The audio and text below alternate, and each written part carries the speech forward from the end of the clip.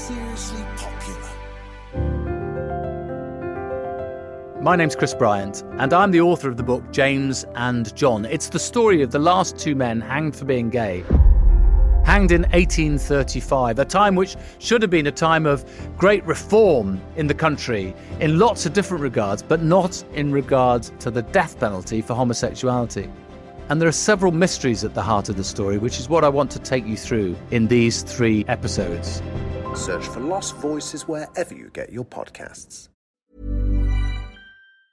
Ryan Reynolds here from Mint Mobile. I'm proud to offer premium wireless for just $15 a month. And I'm proud that we have thousands of 5-star reviews from customers like Dan D. in New York, who writes, "I am satisfied customer. How can this only be $15? He wrote it in all caps. I needed you to feel it, like he feels it. I hope I did that justice, Dan. And I hope that you try Mint too at mintmobile.com/switch. Upfront payment of $45 for 3 months required. New subscribers only. Renew for 12 months to lock in savings. Additional taxes, fees, and restrictions apply. See mintmobile.com. Make this Valentine's Day one she'll remember forever with an engagement ring from JamesAllen.com. James Allen knows each love story is unique. That's why they make it easy to custom design engagement rings at up to half the price of a traditional jeweler. Choose from tons of conflict-free diamonds, both natural and lab-grown, then pick your ring setting and metal. Shop the James Allen Valentine's Day sale and get 25% off with promo code ACAST. That's 25% off at JamesAllen.com, promo code ACAST.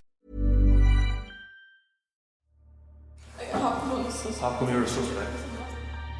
The 2 killers of 16-year-old Brianna Ghey have just been sentenced. We now can tell you that they are Scarlett, Jenkinson and Eddie Ratcliffe, both of them 16 years old.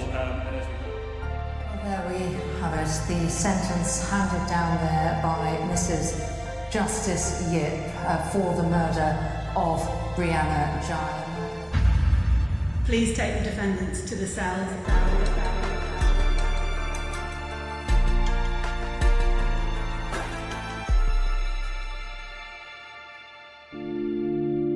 So we're recording this a couple of days after Scarlett Jenkinson and Eddie Ratcliffe were named as Brianna's killers and told they would spend at least 22 and 20 years in jail for their crime. Yeah, and since our episode on Friday, there have been a couple of developments, Caroline. The family of Scarlett Jenkinson issued a statement just a few hours after the sentencing hearing, which is really quite unusual for a defendant's family to do this. But they said they wanted to issue a statement to say that they're truly sorry for her actions, which they described as beyond their worst nightmares. Yeah, interestingly as well, Liz, in that statement, they also agreed, didn't they, with the decision to name Scarlett. There's been quite a lot of talk about whether they should have been named or not. They're 16 years old. Mrs. Justice Yip took the decision to name them, but they said in that statement, part of their statement, was that they agreed with that decision. They also thanked Brianna's mum, Esther, for what they called her selflessness and her compassion. And you might remember, I mean, it was hard to forget that after they were initially convicted in December, Esther Ghey stood on the steps outside court and made extraordinary comments where she urged people not to vilify the families of the 2 killers of her daughter, and she said to show some empathy for their families. So today we wanted to get into what might have led these 2 teenagers to kill a schoolgirl in this way. And we're going to also take a look at the role that autism played in the trial.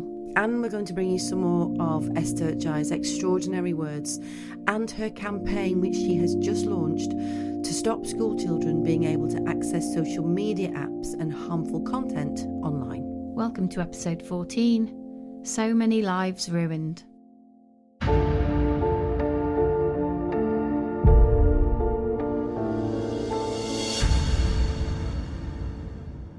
So, Liz, we have got a lot to get through really today, because since our episode on Friday, when Scarlett Jenkinson and Eddie Ratcliffe were handed down their sentences and their anonymity was lifted, there's been a lot of reaction, and we wanted to try and examine just some of what's been said. Yes, and before we get into that and all the reactions from Friday, we wanted just to take you back a bit to the trial. And one of the things we wanted to talk about that we've had quite a lot of emails about was the role that autism played during the case. And we couldn't really discuss this at length during the trial, obviously for prejudicial reasons. But because we've had so many questions, we decided we'd tackle it now the trial's over. So we know that Eddie Ratcliffe was diagnosed with autism before the trial started, and we also know that he stopped verbal communication, apart from, we think, with just his mum. Scarlett Jenkinson was also diagnosed before the trial with autism traits, but on Friday we heard that diagnosis had changed and she doesn't have autism.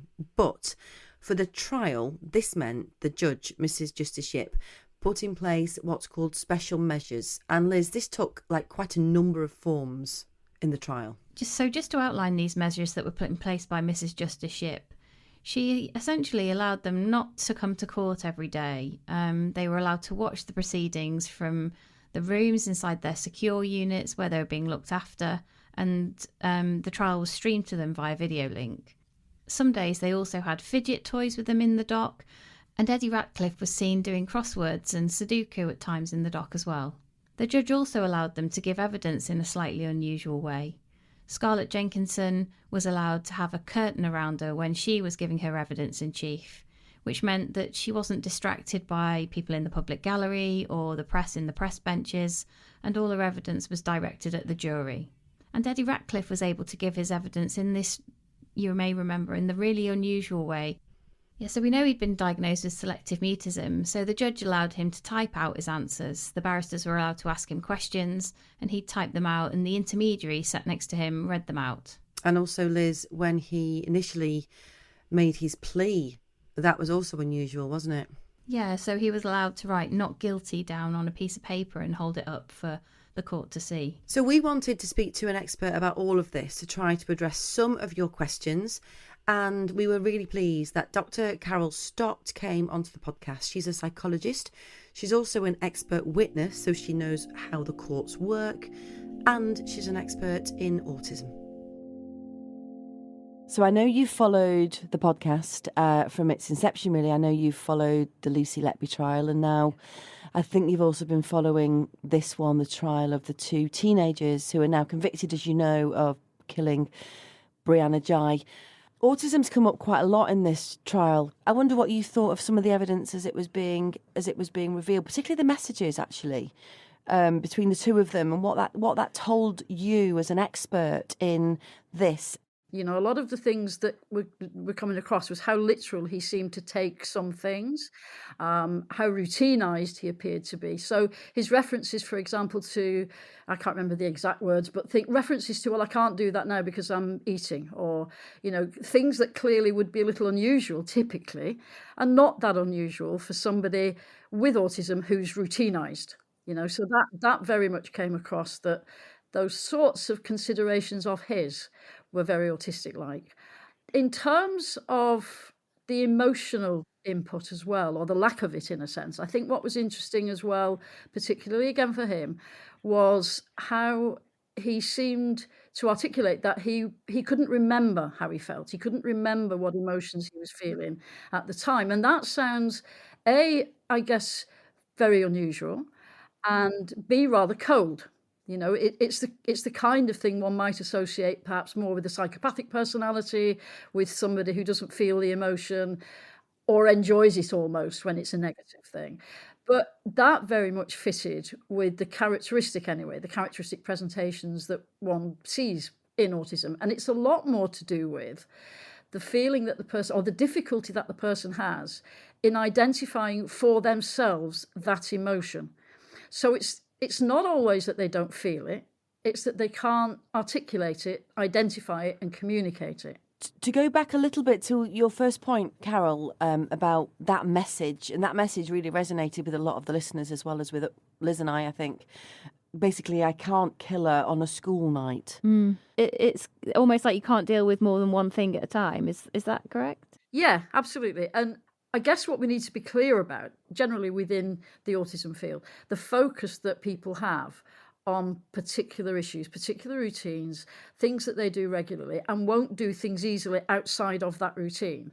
It's very common. It's not common to be in this kind of scenario. So within the autistic population, it's not common for people, you know, clearly to be involved in this level of criminal activity. But given that he has been, it's not that surprising that alongside of it, he's evidencing a lot of autistic traits. And whilst to somebody listening to this who's not as familiar with people with autism, it would sound extremely bizarre. And it is unusual, and it's an unusual context even for a person with autism. But the regularity, the routinized thing is very typical of autism, and not that unusual for him to say it in that sense. I think there was another message where she writes, well, I'm really excited for Saturday. And he says, oh, what's happening Saturday? And she says, killing Brianna. And he says, oh, I forgot. And she's kind of saying, well, how can you forget? And he says, oh, I'm having my tea, sorry. And what was interesting about that was that I know that these the voices were voiced by actors, but the way it was voiced did convey, and I guess it was a bit like that, did convey within the message that he didn't kind of convey it with a sense of surprise. Oh my God, I'd forgotten that. It was, oh yeah, I'd forgotten. That is characteristic of autism.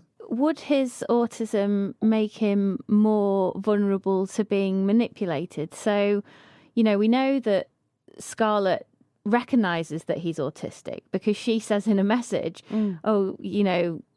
almost like teases him for being autistic and suggests to him that he ought to get assessed. Yeah, she tells him to get a diagnosis. Yeah, so she recognises that he's autistic. And then, I wonder whether, she writes that murder plan, that awful murder plan that she actually wrote down and sent to him. Now, would that, like Caroline says, there's no way you can excuse what's happened.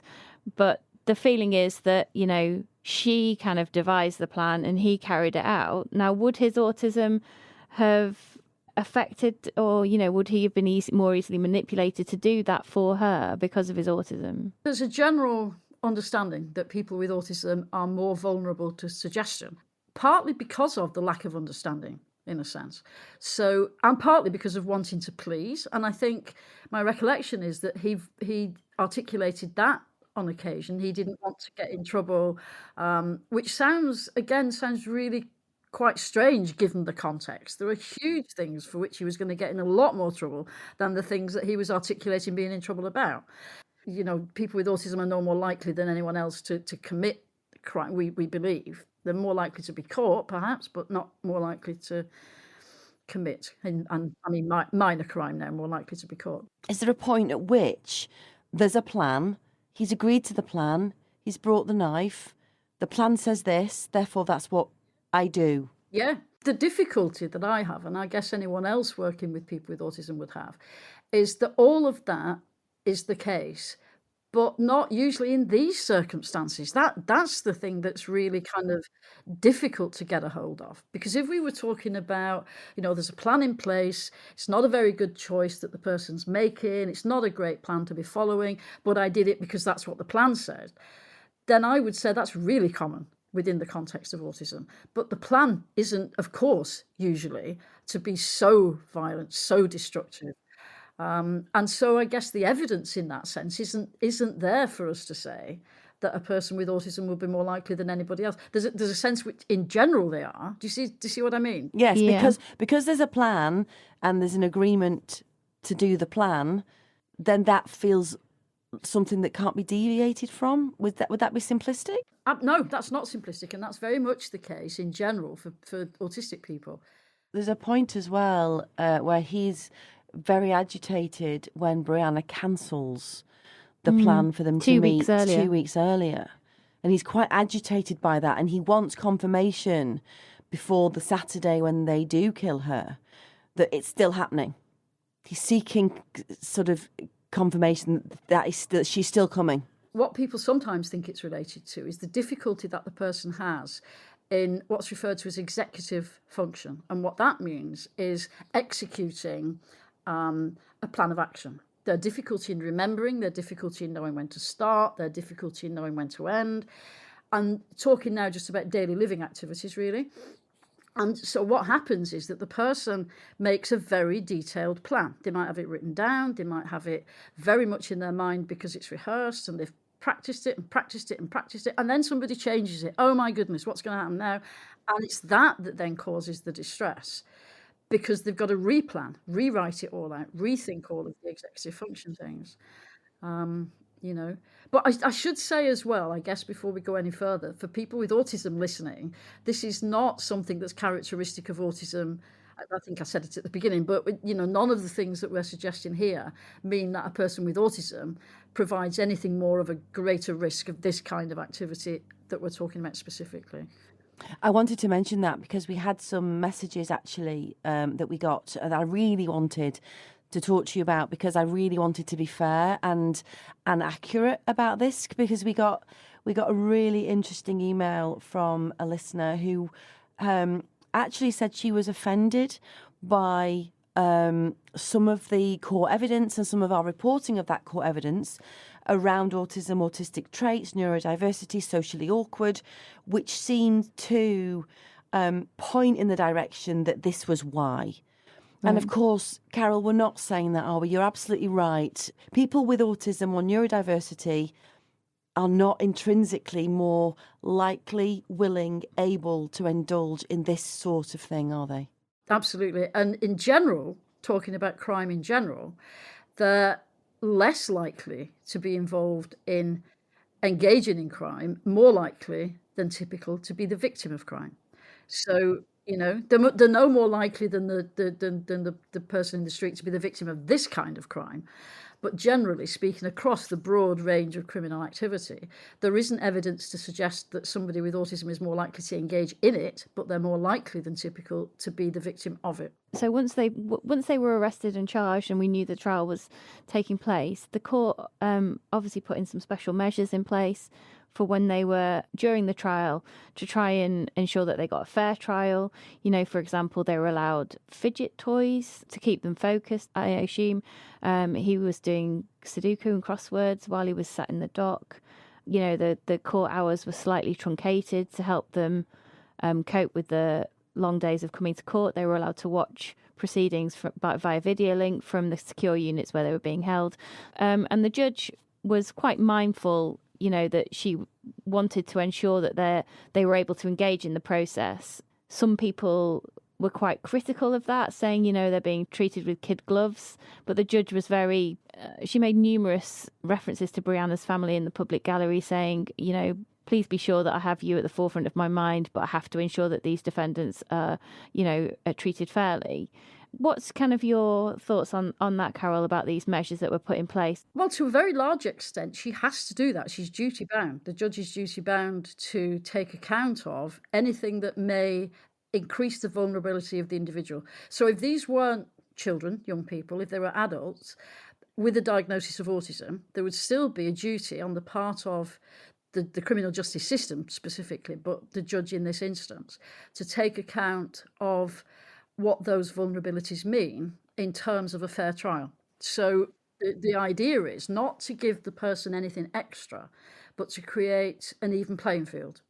So that, and the key phrase, I think, is so that they get ordinary access to justice. So if somebody is perhaps more fidgety because of a sensory need, which is quite common in autism, because of a communication need, anything that might impact on their access to a fair trial has got to be considered. And it's where some of my role as expert witness comes in sometimes, because what I'm sometimes asked is whether the person with autism would perhaps benefit from the use of an intermediary or not, or whether they need more time. All of these things are requirements. And as well as their access to justice, as you rightly point out, which is crucial, is the fair trial. Nobody wants a retrial, nobody wants a technicality, nobody wants allegations that this wasn't done correctly, the Brianna's family included in that. Exactly, because what isn't wanted is at the end of all of this, there's a loophole that can be got through because something wasn't followed that would have made it more explicitly obvious that the trial had been fairly held.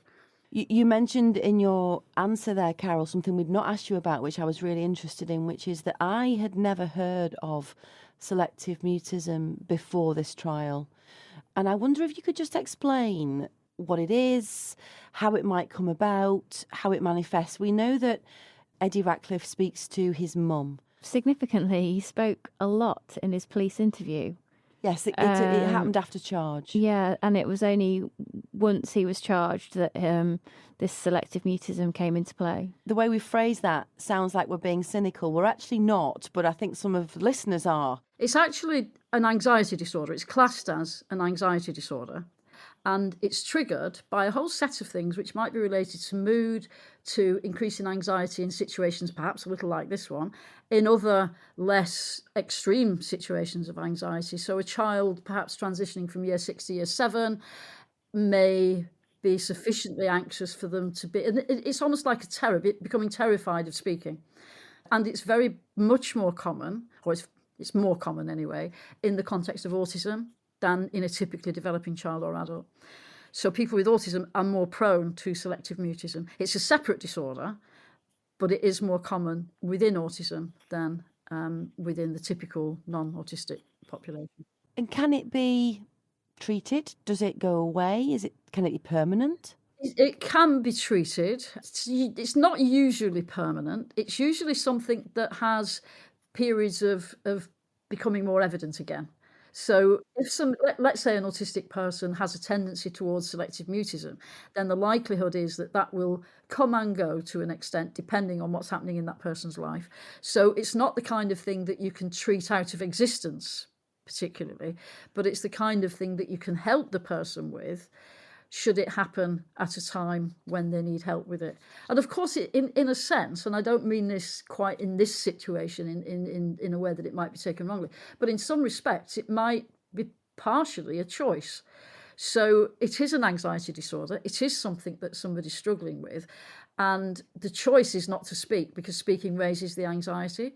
So a little bit like autism, a lot of your listeners, and I think quite rightly, with autism, autistic listeners, will certainly not want to hear very much about treating autism because autism is who they are. And I'm not saying selective mutism is like that, but on the other hand, treatment is a little bit of a difficult concept within it because it's almost like saying to the person, you've got to speak now because we need you to, when in fact their choice is, I'm too anxious to speak, so I can't.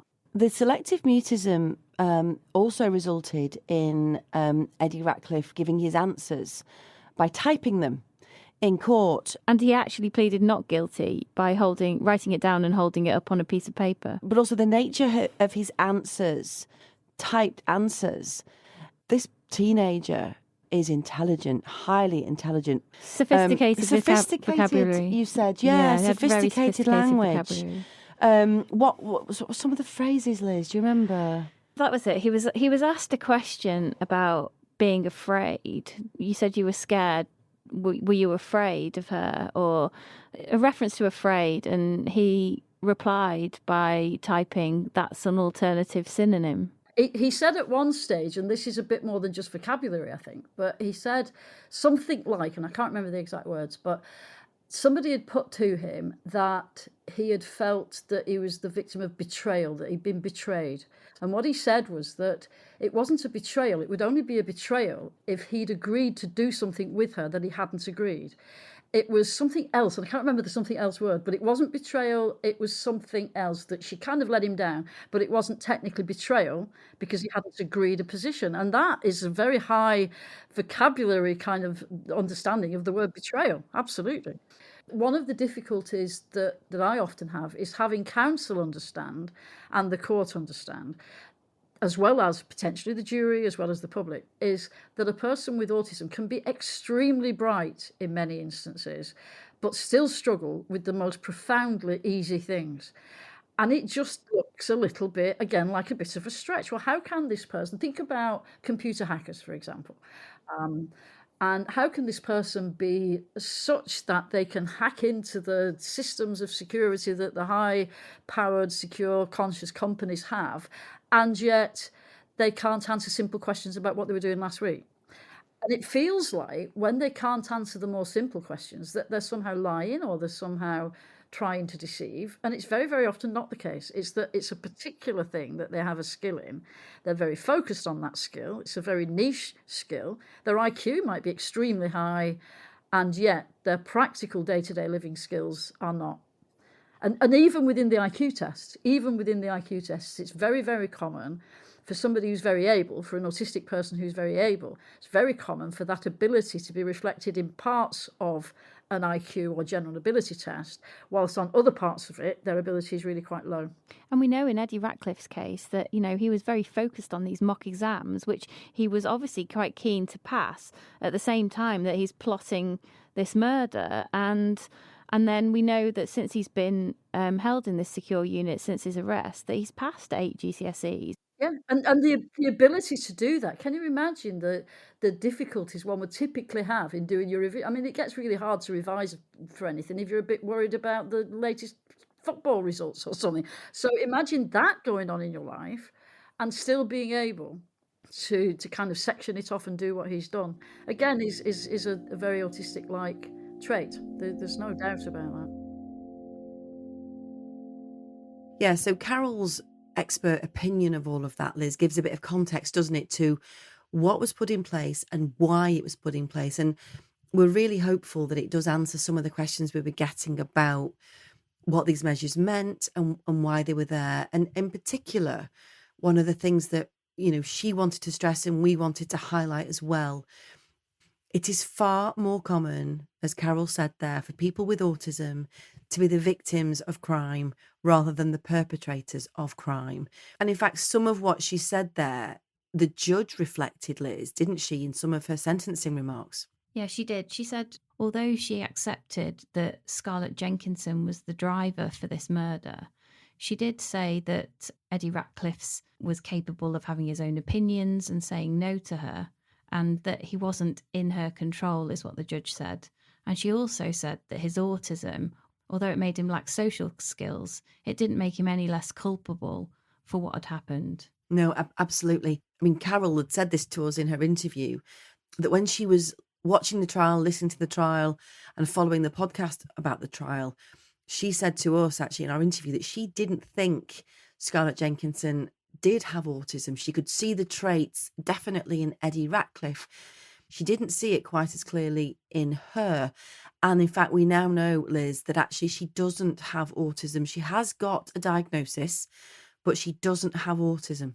No, we know from the psychiatrist, Dr Richard Church, that assessed Scarlett Jenkinson after her conviction, that he'd changed his mind essentially. At the beginning, he thought that she had autistic traits and ADHD, but subsequently she'd confessed to him that she took part in the stabbing, and he'd changed his mind about her and decided that she actually has a personality disorder and not autism itself. We'll be back after this short break.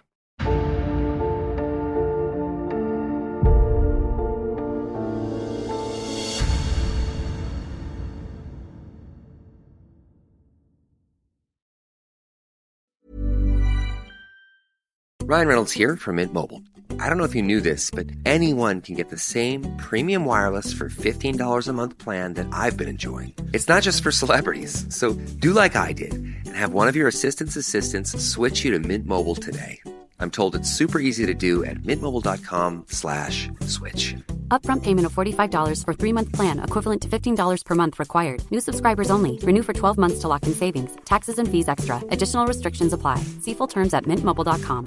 Make this Valentine's Day one she'll remember forever with an engagement ring from JamesAllen.com. James Allen knows each love story is unique. That's why they make it easy to custom design engagement rings at up to half the price of a traditional jeweler. Choose from tons of conflict-free diamonds, both natural and lab-grown, then pick your ring setting and metal. Shop the James Allen Valentine's Day sale and get 25% off with promo code ACAST. That's 25% off at JamesAllen.com, promo code ACAST.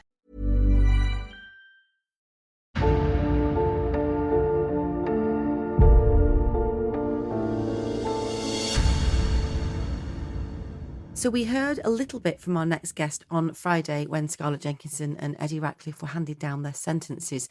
But Professor David Wilson, who's a criminologist at the University of Birmingham, was able to sit down with us for a longer chat over the weekend about just how disturbing he's found this case and what some of the evidence tells him about the motivations of the pair.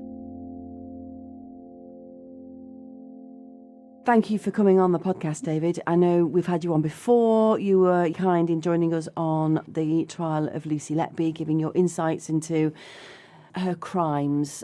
And I know you've been following this case as well. I have, and thank you for inviting me back onto your podcast. I've been following this case because, as ever, there are a number of interesting elements to it if you come from an academic background in interpersonal violence. And I was intrigued by a number of things. Firstly, for me, this seems to be characterized as a classic folie à deux. Folie à deux, literally in French, means a madness shared by two. And sometimes that's very popularly described as there being a killer couple. And so, for example, you'll be familiar with killer couples in British history, Fred and Rose West. And so what's interesting to me is that we've got that same context for Brianna's murder in relation to this particular case. What I was intrigued about, and I can only suggest an answer to the question I'm going to pose, is within every folie à deux, there's always a dominant and a subservient, somebody who's in charge of the folie à deux. And in relation to Hindley and Brady, it was quite clearly Brady who was the dominant. It's a bit more complicated with the Wests. And I wondered who was in charge in this case. And I did feel, and I'd be interested in both of your views, I did feel it was Girl X that seemed to be the one that was in charge. Yeah, I would agree with that. Yeah. Girl X, who we should say, obviously, we can name now that they've been sentenced, is Scarlett Jenkinson. And she certainly appeared from the evidence to be the one fueling, driving. You know, she's the one that downloads the kind of dark web browser. She writes the plan. Yeah, sends him a plan of what she wants to do. She's the one that initiates conversations on their messages about torture and real life murder, and taking body parts as souvenirs. Even it's one of the darkest kind of cases that I think I've covered, that probably you've covered as well, Caroline. Yeah, I think we need to be careful as we do that. They're both equally guilty. And of course, he was the one of the two that went with a knife to the park that day. But I completely agree that if you look at the evidence of what she was texting, the kill list, the plan, the dark web, what she was watching, the way she was sort of encouraging him to watch that, you would say, yeah, in that case, was she the more dominant one? And that's interesting because, of course, having the woman being the more dominant within the folie à deux is not necessarily particularly common. The only other British example I can think about is Joanne Dennehy, the so-called Peterborough ditch murderer, who murdered within a folie à deux with a man called Gary Stretch, who was a physically much taller, bigger, broader than Joanne Dennehy, but he seemed to be at her bidding, and it was indeed her who seems to have committed the crimes. So this would be very odd in itself. That's interesting you say that, because Scarlett Jenkinson is much, much slighter individual. She's very small, very diminutive in the dock she appeared, and Eddie Ratcliffe, boy Y, is much taller, looks much older than his 15, 16 years. He's much bigger and would have been much stronger than her. You're also quite right. It doesn't matter which of the two in particular struck the blows. They're both equally culpable under the law. I was also intrigued that he immediately shut down at that point. He refused to speak. And I wondered to what extent that was merely a device to avoid being overwhelmed by the reality of what he'd done. Because quite clearly, within a folie à deux, once you separate the two, once the two become more disconnected from each other, there's a sudden realization by the subservient within the folie à deux about the enormity of what they have done when they were within that folia de. And you saw that with Hindley, you saw that with Rose West, for example, that they very much tried to distance themselves from the person who they had seen as dominating them at that time. In this case, David, and you've mentioned some other notorious, horrific criminals over the years of sort of couples. Would it compare with those in the sense that they needed each other? Oh, absolutely. It's one of those strange things, Caroline, that you can't answer definitively. But I do genuinely sometimes wonder if Hindley had never met Brady. How would her life have been different? It's the toxic combination of the two that leads to these appalling crimes. Interestingly, I've mentioned to you some British folia des, but again, when I was reading and following the case, I kept remembering an American folia de, Leopold and Loeb, two young men, two very intelligent, very wealthy students in Chicago in 1924. They wanted to see if they could commit the perfect crime, and they're going to abduct and murder a 14-year-old boy to see if they could outsmart the authorities. And they were both quickly caught, and as I say, that their crime became a movie called The Rope, starring James Stewart. And I did feel the echo there, because obviously in 1924 there's no internet, but there's this sense about, can we go places that nobody else has gone? Are we able to achieve something? Are we able to make our fantasy a reality? I definitely picked that up from Jenkinson, that she was trying to make fantasies from the dark web real. Well, that's really interesting you said that as well, because both of their defences included, this claim that, it was her fantasy, I never thought she'd go through with it. And she said, it was just fantasy, I never thought he would go through with it. So both of them suggested that it was all in their own, almost like their own little bubble world, that they felt safe talking to each other about these horrors. But then their defence was neither of them thought the other one would go through with it. And this meeting of minds meant that they did go through with it. Oh, yes, it's the toxic relationship. But let me also answer your question, Liz, by saying this. Every single murderer that I've dealt with who's gone on to commit more than one murder, if you drill down very clearly into what's motivating them, it always starts with a fantasy. It's never... there are some murders which are 5 minutes of madness, is how I've characterized it. It's just in that moment, there's 5 minutes of madness, and they do something which takes another person's life and changes their life. But there are another group of murderers that I've worked with, and it's always about the fantasy. It's the sexual fantasy and the desire to make that sexual fantasy become part of their reality. And once they make it part of their reality, it no longer becomes fantastic, and therefore they go on to kill again and again. And these were two, I would suggest these are two very, very dangerous young people indeed, who will need significant amount of intervention whilst they're in prison to make them safe to release in the future. Do you think there's a sexual element to this? Is there a sexual thrill that they might have got out of this murder? 100%. This is about sexual fantasy.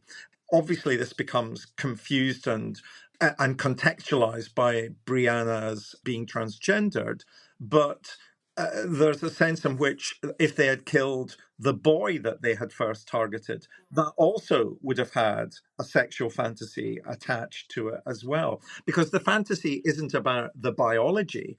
The fantasy is about being powerful. The fantasy is about being in charge. The fantasy is being about so in charge and omnipotent that they can decide to take the life of another person.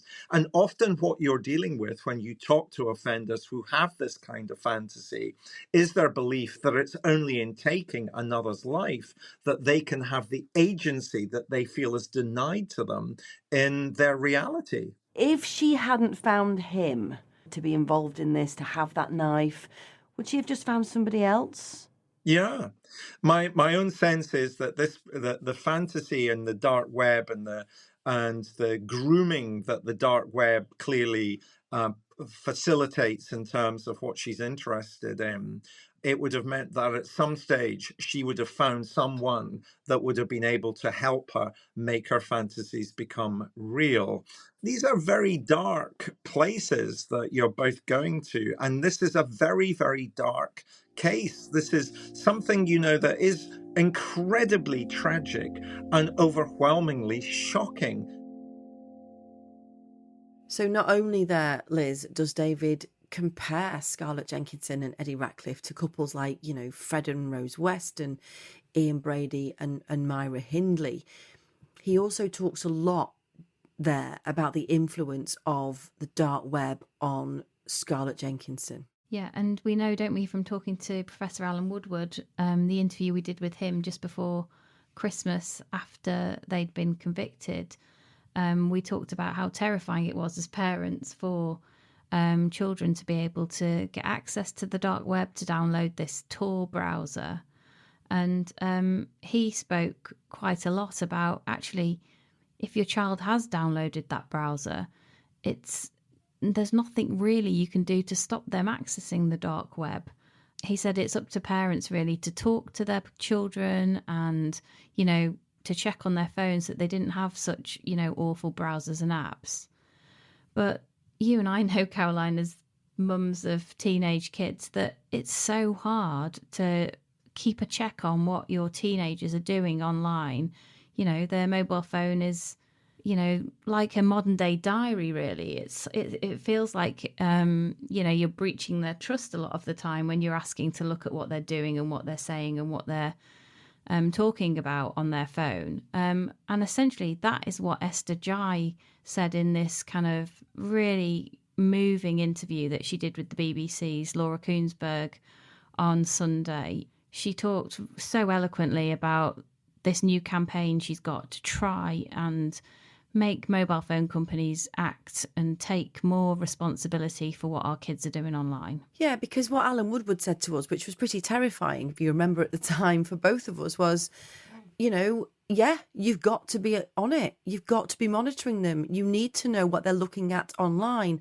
Now, he's a computer science professor, so I'm sure that, he knows what to look for. He might have alerts set up on his Wi-Fi. They know what's coming in and what's going out on the various connections. I don't know about you, Liz, but I don't know. No, most ordinary people don't do things like that, do they? And what Esther Ghey has been talking about is, from her experience with Brianna, is that from about the age of 14, Brianna became very protective about her phone. And, it was very difficult, she said, to ask her what exactly she was doing on that phone. And I think that's an experience every parent will understand. And you can't say, no, you can't have one, because then, they're, not like any of their peers. It's such a pertinent and tricky conversation. And now the sentencing is over, Esther's talking about campaigning for some new legislation which effectively will ban children under 16 from having mobile phones capable of downloading social media apps like TikTok and Snapchat, which is, Snapchat was obviously a way that Scarlett Jenkinson and Eddie Ratcliffe communicated and plotted Brianna's murder. And also she wants specialised software on every child's phone, which will flag up keywords, dangerous search terms to their parents, whose phone software will be linked to theirs if they do try and start searching and looking for things that they shouldn't be online. Yeah, what she's talking about, and we'll hear a clip of her in a second, is, giving kids actually and parents a bit of extra help around what they're seeing and what they're accessing. And I think the other thing that was really key for me in what she said, which was, again, Professor Woodward referred to, was the minute you start searching for certain things, many of them at some points we know now, negative things, horrific things, the algorithm keeps sending them to you. And we'll just play a little bit of what she said now. So I'd like to see mobile phone companies take more responsibility. It's so difficult for parents now to safeguard their children. They carry a mobile phone in their pocket 24/7. It's a smartphone with the internet, with all of different social media sites, and it's just so difficult to keep on top of what they're doing. So we've set up a petition which we'd like all families and parents to back and sign. We'd like a law introduced so that there are mobile phones that are suitable for under 16s. So if you're over 16, you can have an adult phone, but then under the age of 16, you can have a children's phone, which will not have all of the social media apps that are out there now. And also to have software that's automatically downloaded on a parent's phone, which links the children's phone, and it can highlight keywords. So if a child is searching the kind of words that Scarlett and Eddie were searching, it would then flag up on the parent's phone. There is software already available. I know that schools are already using this kind of software so that if students do type something in that's concerning, it then flags up to the teachers. I feel like it's such a simple solution, and I don't understand why we haven't actually done something like this already. Yeah, and just to pick up there as well, she also goes on to say what you flagged earlier, Liz. We know what Scarlett Jenkinson was looking at via this Tor browser, horrific images that just would be traumatic to most people. But Esther also talked about, as you mentioned earlier on, Brianna. She said that Brianna was vulnerable, that she didn't always know what risky behaviours were, that she put herself in vulnerable positions at times. And one of the things she's now talked about is that Brianna was accessing pro-anorexia sites online. And Esther, as a loving, caring parent, wanting to do the best for her child, didn't know anything about it. So when Brianna was with us, she struggled with her mental health, and she was, I found out after, she was actually on certain social media sites, on pro-anorexia sites and self-harm sites, which I wasn't aware of. When Brianna turned around 14, it was so difficult to monitor her phone because she wanted that trust, and she was very protective over her phone. If she couldn't have accessed these sites, she wouldn't have suffered as much. And like I said, they carry this phone around 24/7, and it's just not doable for a parent to monitor that. No, and she actually talks about this lack of regulation, which has been in the news obviously with Mark Zuckerberg appearing before the US Senate. Parents in America are having the same problem, accusing Facebook and Instagram and Snapchat and WhatsApp being culpable for allowing children to look at these images and see this harmful information online. And Esther too has said, the internet's like the Wild West, and these companies need to stand up, take some action, and stop thinking about the money and making these vast profits, which at the expense of protecting our kids and future generations. It's quite out of control. I heard somebody once call the internet the Wild West. And that's basically what it is. And we've kind of got our children, we threw them in the deep end of it. And something needs to change now. And I do feel like we are potentially at a tipping point where we can make things better. So that's it for today. I'll be back with Jack tomorrow with the latest from the Old Bailey on the trial of Constance Martin and Mark Gordon. Don't forget you can follow us on X at The Trial Podcast, and contact us, thetrial@mailmetromedia.co.uk. You can leave us a comment on Spotify or even send us a voice note on WhatsApp on 07796 657 512. Start your message with the word trial. See you then.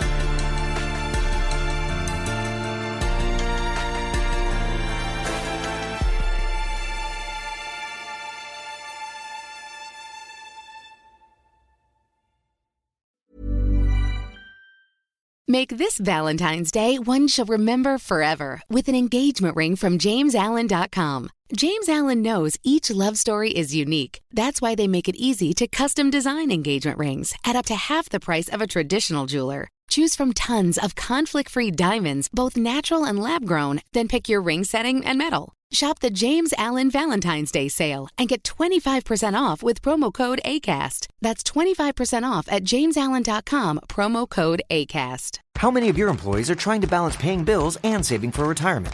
Support your participants today and tomorrow with Vanguard well on your way at institutional.vanguard.com. All investing is subject to risk. Advice provided by Vanguard Advisors, Inc., a registered investment advisor.